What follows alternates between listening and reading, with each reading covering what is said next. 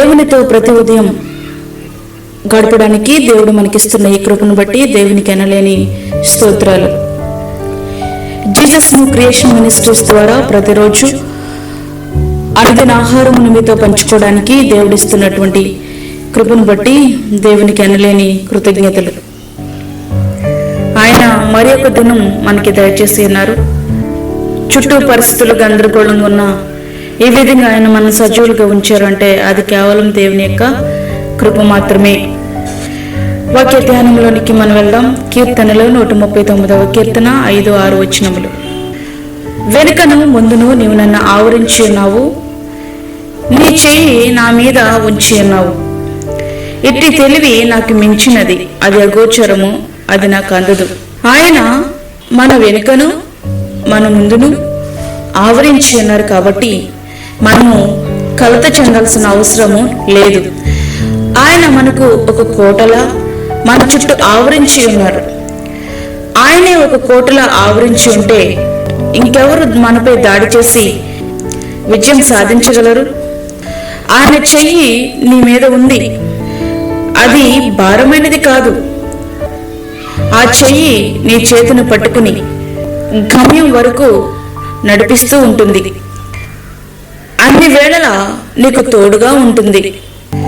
ఒక దినాన ఈ చెయ్యి అరణ్యంలో ఉన్నటువంటి యాకోబుకు తోడుగా ఉంది.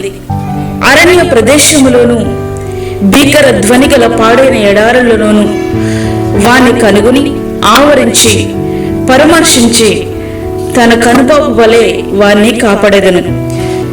ద్వితీయోపదేశకాండము 32వ అధ్యాయము 10వ వచనం. నీ జీవితం ఎడారిగా మారిందా? అరణ్య రోదన వలె ఉందా?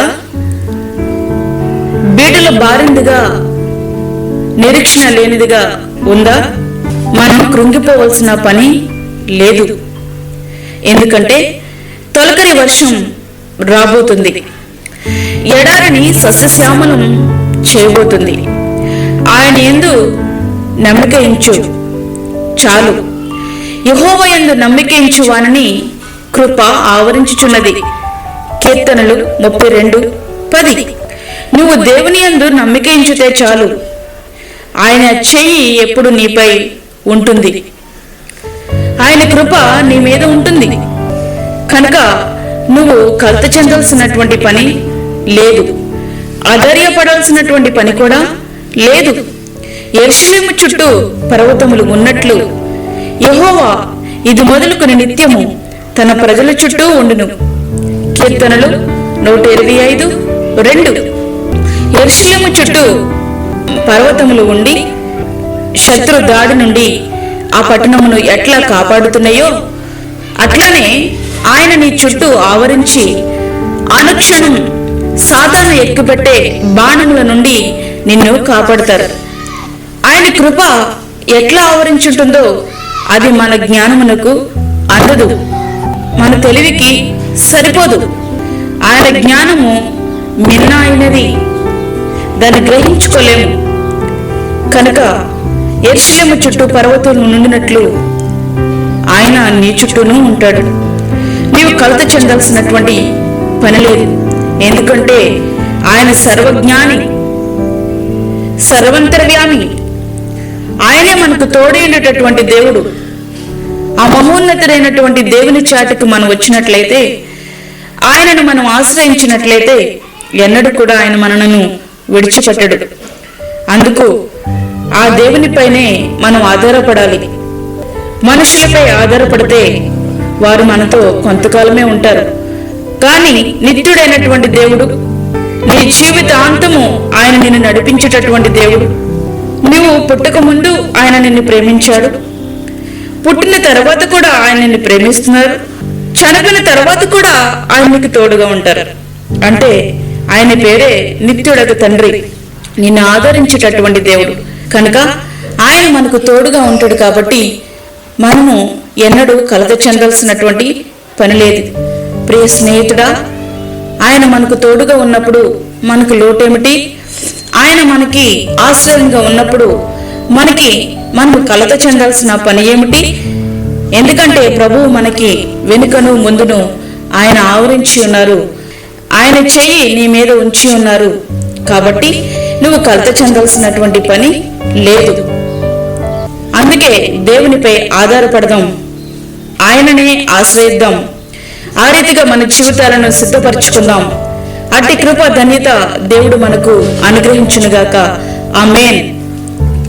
ప్రార్థన చేసుకుందాం. పరిశుద్ధుడైన తండ్రి, ప్రేమగల యేసు ప్రభా, ఇటు రీతిగా ప్రభా నీ యొక్క వాక్యమును వినడానికి మాకు ఇచ్చిన కృపను బట్టి నీకు వందనాలు స్తోత్రములు చెల్లించుకుంటున్నాము తండ్రి. మా ప్రార్థనను ఆలకించే దేవుడు దేవానికి స్తోత్రములు చెల్లించుకుంటున్నాను.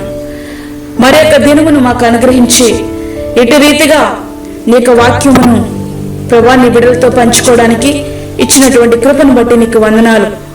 అనేక మంది వాక్యం విని మేలు పొందుతా ఉన్నారు తండ్రి, అందును బట్టి నీకు స్తోత్రాలు.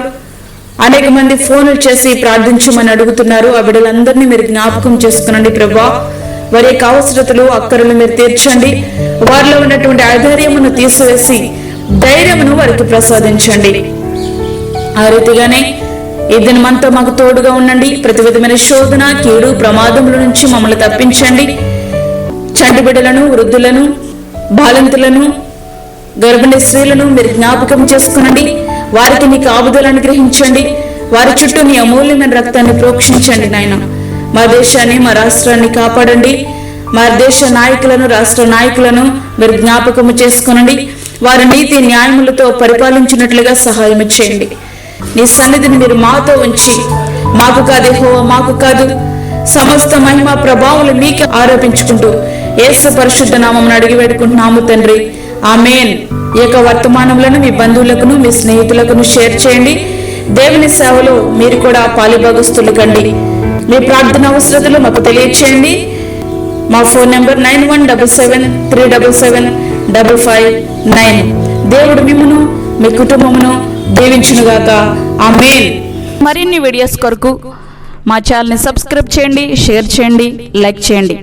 దేవుడు మిమ్మల్ని దీవించునుగాక. ఆమేన్.